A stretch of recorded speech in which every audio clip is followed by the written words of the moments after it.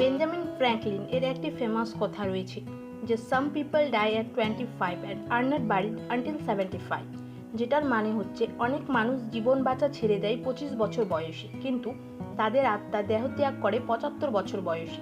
তার মানে হলো ওরা বেঁচে থাকে কিন্তু নিজের জীবনকে সঠিকভাবে গড়ার চেষ্টা করে না। কারণ এই ধরনের মানুষ এমন কাজ নিজের জন্য বেছে নেয় যেগুলো সে একদমই পছন্দ করে না, কিন্তু তাকে অনিচ্ছাকৃত সত্ত্বেও তা করতে হয়। কারণ ওই কাজের মাধ্যমে যে স্যালারিগুলো সে পায় সেই টাকা দিয়ে তার জীবন চলে, পরিবারের খরচ চলে। আর এই জন্যই অনিচ্ছাকৃত হওয়া সত্ত্বেও সে ওই কাজটি করতেই থাকে। আর এই জন্যই এই টাইপের লোক রেড রেসে ফেসে থাকে আর জীবনভর এই রেড রেস থেকে বের হতে পারে না। The great rat race escape এর অথর এমজে ডেমার্কো বলেছেন, এক বিশাল ধরনের লোকের সংখ্যা রয়েছেন এই পৃথিবীতে যারা প্রতিনিয়ত ভাবেন যে তারা তাদের চাকরি ছেড়ে দিয়ে নিজের বিজনেস স্টার্ট করবে, আর এমন ধরনেরও লোক আছেন যারা তাদের বিজনেসে প্রতিদিন লস খেয়ে থাকেন। আবার কারো কারো ঠিকঠাক চলতে থাকে, আবার কারো কারো ঘর সংসার চালাবার মতনও সামর্থ্য নেই। এমজে ডেমার্কো তার দ্য মিলিয়নার ফার্স্ট ল্যান্ড বইয়ে বলেছেন, ছোটবেলা থেকে নিয়ে মৃত্যু অবধি মানুষের পুরো জীবনটা স্ক্রিপ্ট করা থাকে। কারণ আমাদের ছোট থেকে শেখানো হয় ভালোভাবে পড়াশোনা করো, স্কুল এবং কলেজ থেকে ভালো মার্কস নিয়ে আসো, তবেই তোমরা ভালো চাকরি পাবে। আর আমরা এই স্ক্রিপ্ট করা জীবনটা নিয়ে বেঁচে থাকি আর পুরো লাইফটাই স্যালারির উপর ডিপেন্ড করে বেঁচে থাকি। আর পুরো মাস ওয়েট করি যে কখন মাস শেষ হবে আর স্যালারি পাবো। আর এই আশায় দিনরাত খাটনি করি, ফলে আমরা নিজে কী করব এই কথাটা মাথায় আসে না। জীবনভর আমরা এই রেড রেসেই চলতে থাকি আর ফাইন্যান্সিয়াল ফ্রিডম হাসিল করা আমাদের স্বপ্ন হয়ে রয়ে যায়। এমজে ডেমার্কো তার দ্য মিলিয়নার বইয়ে একটা কনসেপ্ট বলেছেন যে এই পৃথিবীতে 3 ধরনের মানুষ রয়েছেন। প্রথম হচ্ছে সাইড ওয়ার্কার, যারা যতটাই কামায় ততটাই খরচা করার উপর বিশ্বাস রাখে। কারণ এদের হিসেবে জীবন 2-3 দিনের, তাই যতদিন বেঁচে আছো এস মস্তি করে কেটে দাও। তাই টাকার উপর এদের কোনো কন্ট্রোল নেই। যখনই এদের ব্যাংকে টাকা ঢোকে এবং এটা ক্রেডিট করে এটিএম থেকে ক্রেডিট করে তার সাথে সাথে সব কিছু খরচা করে ফেলে। আর দ্বিতীয় ধরনের লোকদের বলে স্লো লাইনার। এই ধরনের লোক কিছুটা হলেও সাইড ওয়ার্কারের মতনই হয়ে থাকে, নিজের সময় বিক্রি করে টাকা কামাই করে, কিন্তু এরা এদের ফিউচারের জন্য কিছু সেভ করে রাখে। অর্থাৎ ফিউচারের কথা ভেবে বা বয়স হয়ে যাওয়ার পর এরা কি করবে সেই কথাটা ভেবে এরা নিজের জন্য কিছু টাকা সেভ করে রাখে। এরা 60 বছরে রিটায়ার হওয়া অবধি ওয়েট করে থাকেন এবং ফাইন্যান্সিয়াল ফ্রিডমের নাম এরা দূর দূর থেকে শুনতে পান না। এরা জীবনে রিস্ক নিতে তো একদমই বিশ্বাস করেন না। এরা টাকাটাকে এই সেভ করে রাখেন যাতে এরা 60 বা 70 বছর পার হওয়ার পর এরা যেন এদের লাইফটার মজা নিতে পারে। তৃতীয় ধরনের লোককে বলা হয় ফার্স্ট লাইনার। রিটায়ার হওয়ার জন্য 60 বছর ওয়েট করেন না। এই ধরনের লোক এমন সিস্টেম বিল্ড করেন যেখানে অনেক মানুষের ভ্যালু অ্যাড হয় আর জলদি টাকা কামাই করে বড়লোক হয়ে যায়, যেই জন্য এরা কম এজে রিটায়ার হয়ে জীবনটার মজা নেয়। অথর বলছেন, আপনি কোন রাস্তাটি চুজ করবেন এটা আপনার উপর নির্ভরশীল, কিন্তু আপনি ভাবছেন আপনি জলদি বড়লোক হতে চান এবং বড়লোকের মতন জীবনযাপন করতে চান, তাহলে যারা বড়লোক আছেন, অর্থাৎ সবাই বড়লোক নেই, 100%-এর মধ্যে 99%ই মানে গরিব লোক। অর্থাৎ হচ্ছে যারা টাকা যেমনই কামাই করে তেমনই উড়িয়ে ফেলেন। তো হচ্ছে তার মধ্যে 1% হয়ে থাকেন বড়লোক। আর আপনাদের সেই 1% লোকদের দেখে শিখতে হবে, তাদের মতন অ্যাকশন নিতে হবে। আপনারাও বাকি 99%-এর মানুষের মতন পুরো জীবনটা কেটে দিবেন না। 20 সালে ওয়ার্ল্ড ওয়ার্ক ম্যাগাজিন তার একটা ইন্টারভিউতে পাবলিশ করেছিলেন, যাতে ফেমাস বিজনেসম্যান হেনরি ফোর্ডকে জিজ্ঞেস করা হয়েছিল যে আপনি এমপ্লয়ের ওয়ার্কিং ডেজ 6 দিন অর্থাৎ সোম থেকে শনিবার বাদ দিয়ে 5 দিন অর্থাৎ সোম থেকে শুক্রবার করে দিয়েছেন, কিন্তু বেতন আগে যা দিতেন তাই দিচ্ছেন, এর কারণ কি?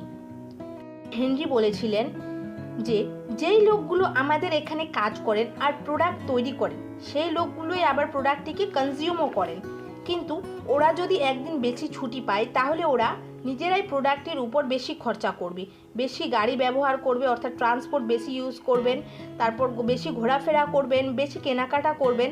ইন শর্ট, এই জিনিসগুলো করার জন্যই আমাদের ফায়দাটাও বেশি হবে, কারণ তারা বেশি ছুটি পাওয়ার জন্য ঘোরাফেরা কেনাকাটা বেশি করবেন। আর এই জন্যই দুনিয়াতে পুরো পৃথিবীতে 5 days উইক কালচার তৈরি হয়ে গিয়েছিল। মানে সপ্তাহে 5 দিন কাজ করবে এবং বাকি 2 দিন ছুটি পাবে, আর দুটির জন্যই তারা বেশি ঘোরাফেরাও কেনাকাটা করবে। আর ওই জন্যই ম্যাক্সিমাম মানুষ এই ধরনের জীবনযাপন করে থাকেন। তারা রোজ সকালে উঠে অফিসে যায়, তাদের ইচ্ছা থাকুক না থাকুক। আর এই সেম রুটিন তারা ডেইলি 5 দিন ফলো করেন। তারপর শনিবার রবিবার নিজের আরামের জন্য ঘোরাফেরা, খাওয়া দাওয়া, কেনাকাটা এগুলোর জন্য মনোরঞ্জন করেন। আরও বলেছেন যে মনে করেন আপনার একজন বন্ধু আপনার কাছে এসে বলে, তুমি আমাকে 50,000 টাকা দিয়ে দাও, আমি তোমাকে কালকে টাকাগুলো ইনভেস্ট করার পর ফেরত দিয়ে দিব। দিন তোমার বন্ধু এসে তোমাকে 20,000 টাকা দিয়ে বলে যে বাকিগুলো লস হয়ে গেছে।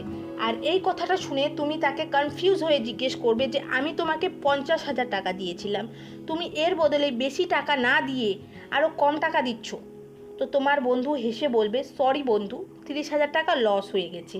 তো বন্ধুরা, এবার যদি তোমার বন্ধু আবার বলে যে তুই কি আমাকে আরেকবার টাকা দিবি ইনভেস্ট করার জন্য, শুনে তুমি তোমার বন্ধুর উপর রেগে গিয়ে টাকা দিতে না করে দেবে। আর জীবনে কখনো সেই বন্ধুকে ইনভেস্ট করার জন্য টাকা দিতে চাইবে না, কারণ তুমি বুঝে গেছো যে এটা এক ধরনের স্প্যাম, এটাতে অলরেডি 60% টাকা ডুবে গেছে।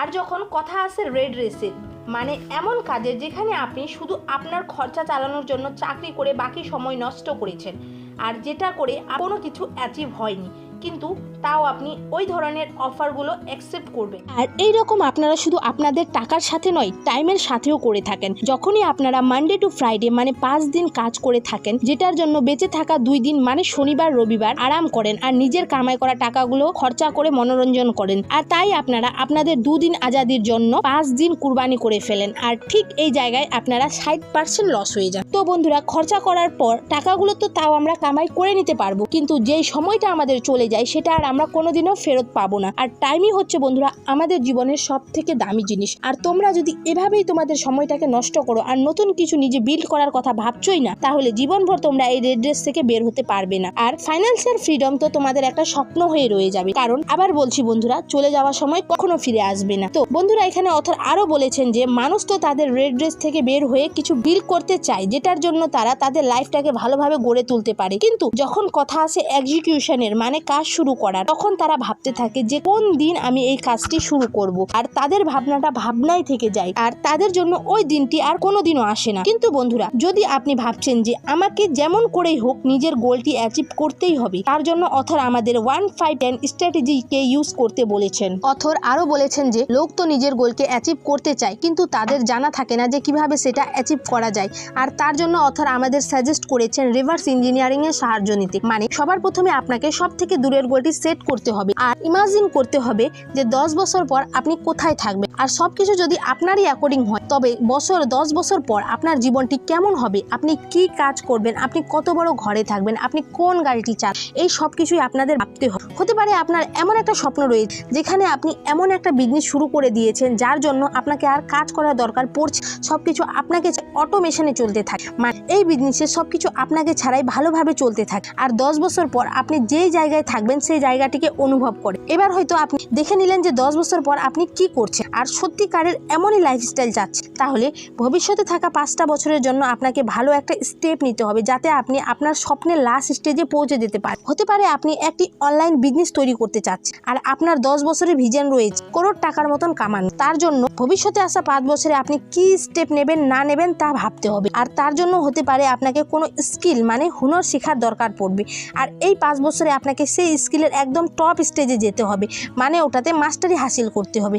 আর যখন আপনি 5 বছরে আসা ভিশনটি তৈরি করে নেবেন, তখন আপনাকে লক্ষ্য করতে হবে যে 1 বছরে আপনাকে কি কি স্টেপ নিতে হবে, তারপর মাসে কি কি করতে হবে তার একটা লিস্ট তৈরি করে নিতে হবে যে এই 30 দিনে আপনাকে কিভাবে কি করতে হবে। আর যখন আপনি 10 বছর থেকে কমিয়ে 1 মাসে আনবেন, তখন আপনার কাছে একটা রোড ম্যাপ থাকবে যে 10 বছরে আপনাকে কি কি করতেই হবে। আর এই জন্য আপনার ওয়েট করতে হবে না যে আপনি কিভাবে স্টার্ট করবেন আর কখন করবেন, আর আপনার ভিশন ক্লিয়ার থাকবে। বন্ধুরা, এবার অথর আরো বলেছেন যে যখন তিনি ছোট ছিলেন তখন দাদি তাকে অর্থাৎ তার দাদি তাকে $5 দিতেন, যেগুলোকে তিনি ব্যাংকে জমা করে দিতেন। আর তারপর তিনি দেখতেন যে টাকাটা সুদে আসলে বেড়ে গেছে, যেগুলোকে অথর ফ্রি মানির নাম দিয়েছিলেন। আর ব্যাংকে বাড়তি টাকাগুলোর জন্য তিনি ভেবেছিলেন যে টাকা থেকেই টাকা কামানো যায় বিনা কোনো কাজ করে। কিন্তু তার কিছুদিন পরে তিনি বুঝতে পারলেন যে ব্যাংকে টাকা জমা করে যে ইন্টারেস্টগুলো তিনি পেতেন তাতে তার নিজের খরচাগুলো ঠিকঠাক ভাবে চলছে না। তখন তিনি এমন কিছু ভাবলেন যাতে তাকে আর রেড রেসে কোনোদিনও ভাগতে না হয় আর তাড়াতাড়ি ফাইন্যান্সিয়াল ফ্রিডম অ্যাচিভ করা যায়। অথর বব গুন্টেনের একটি এক্সাম্পল দিয়ে বলছি যে তিনি এখনো অবধি হয়ে থাকা মুভি দ্য শশাঙ্ক রিডেম্পশনে বার্ডেনের রোল নিভিয়েছিলেন। তিনি ইন্টারভিউতে বলেছিলেন যে এখনো অবধি তিনি প্রতি বছর 6 ফিগার ইনকাম রয়্যালটি রূপে পেতে থাকেন। তো বন্ধুরা, তিনি শুধু একবার এই মুভিটির পিছনে টাইম দিয়েছিলেন আর তারপর তিনি এই মুভির পিছনে টাইম না দেওয়া সত্ত্বেও টাকা এখনো অবধি আসতে থাকে। তাই অথর বলেছেন যে যখন আপনি রেড রেসের মধ্যে থাকেন তখন টাইমটাকে খরচ করে টাকা আয় করেন, কিন্তু যদি আপনি টাকা কামানোর সিস্টেম নিজে তৈরি করেন তখন টাকা কামানোর জন্য আপনাকে আর কাজ করতে হয় না, তখন আপনার কাছে নিজেই টাকা আসতে থাকে। অথর এও বলেছেন যে তার ফেমাস বই দ্য মিলিয়নার থেকে আর এখনো টাকা আসতেই থাকে, কারণ যখন কেউ তার এই বইটি পারচেস করে তখন তিনি তার পার্সেন্টেজ পেয়ে থাকেন। তো এখানে অথর বলেছেন আমি শুধু একবার কাজ করেছি এবং এর ফলে প্রতি বছর আমি লাখ ডলারের উপর ইনকাম করি। আর ঠিক এভাবেই আমাদেরও একটা সিস্টেম তৈরি করতে হবে, এটা বিল্ড হয়ে যাওয়ার পর আমরা ঘরে বসেই টাকা কামাই করতে পারি আর এই রেড রেস থেকে বের হয়ে লাইফটার মজা নিতে পারি। আশা করি ভিডিওটা অনেক ভালো লেগেছে। আর হ্যাঁ বন্ধুরা, এটা আমার ইউটিউবের দ্বিতীয় ভিডিও আর এমনই মজাদার ভিডিও পাওয়ার জন্য চ্যানেলটিকে সাবস্ক্রাইব করে ভিডিওটিকে লাইক করে দিবেন। Thanks for watching.